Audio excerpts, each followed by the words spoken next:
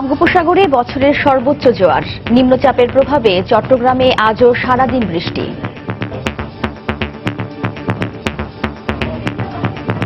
এবং জোয়ারের ব্যবধান আজকে হবে প্রায় 18.5 ফিট। গুড়ি গুড়ি বৃষ্টি হচ্ছে, যার ফলে আমরা আশঙ্কা করছি যে আজকেও চট্টগ্রাম শহরের বিস্তীর্ণ অঞ্চল প্রায় গতকালের মতোই নিমজ্জিত অবস্থায় থাকবে। যে হারে পানির উচ্চতা বাড়তেছে, মনে হচ্ছে না এখানে মানুষ বসবাসের যোগ্য থাকবে বলে। রাস্তাঘাটে এটুকু পানি, অফিসে যেতে পারতেছি না, ছেলে মেয়েদেরকে স্কুলে নিয়ে যেতে পারতেছি না। সুইচ গেট যদি তখন করতে আজকে এত সমস্যা হইতো না, তখন কেন বাদটা দিল?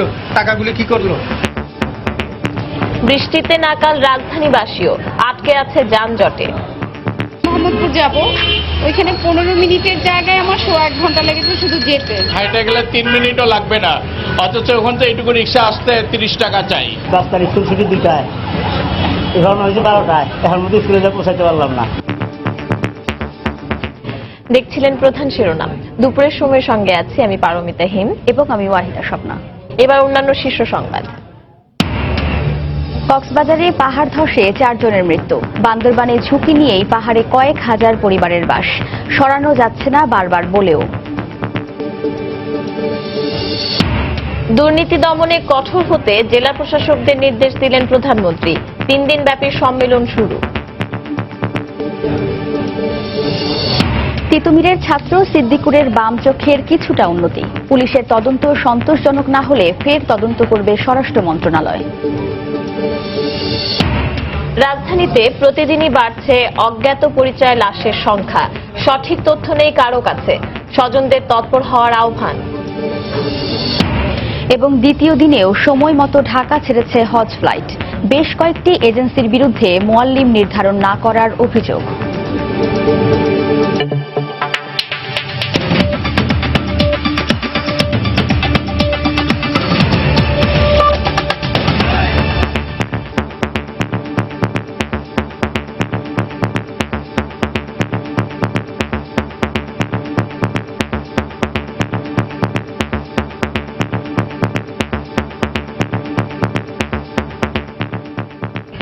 অমাবস্যা ও পূর্ণিমা তিথির প্রভাব এবং জলবায়ুগত কারণে বঙ্গোপসাগরে আজ সর্বোচ্চ জোয়ার হয়েছে।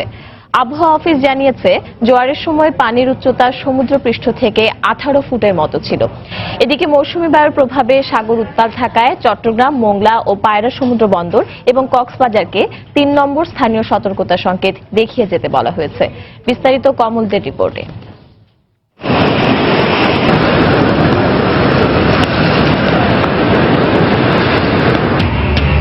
বঙ্গোপসাগরে বছরের সর্বোচ্চ জোয়ার, নিম্নচাপের প্রভাবে চট্টগ্রামে আজও বৃষ্টি।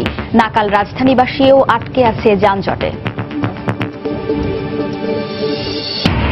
দুর্নীতি দমনে কঠোর হতে জেলা প্রশাসকদের নির্দেশ দিলেন প্রধানমন্ত্রী। 3 দিনব্যাপী সম্মেলন শুরু। তিতুমিরের ছাত্র সিদ্দিকুরের বাম চোখের কিছুটা উন্নতি। পুলিশের তদন্ত সন্তোষজনক না হলে ফের তদন্ত করবে স্বরাষ্ট্র মন্ত্রণালয়। রাজধানীতে প্রতিদিনই বাড়ছে অজ্ঞাত পরিচয় লাশের সংখ্যা। সঠিক তথ্য নেই কারো কাছে, স্বজনদের তৎপর হওয়ার আহ্বান। এবং দ্বিতীয় দিনেও সময় মতো ঢাকা ছেড়েছে হজ ফ্লাইট। বেশ কয়েকটি এজেন্সির বিরুদ্ধে মুয়াল্লিম নির্ধারণ না করার অভিযোগ। দর্শক, এই ছিল দুপুরের সময়। যে কোনো খবর পেতে ভিজিট করুন সময় নিউজ.টিভি আর সঙ্গে থাকুন সময়।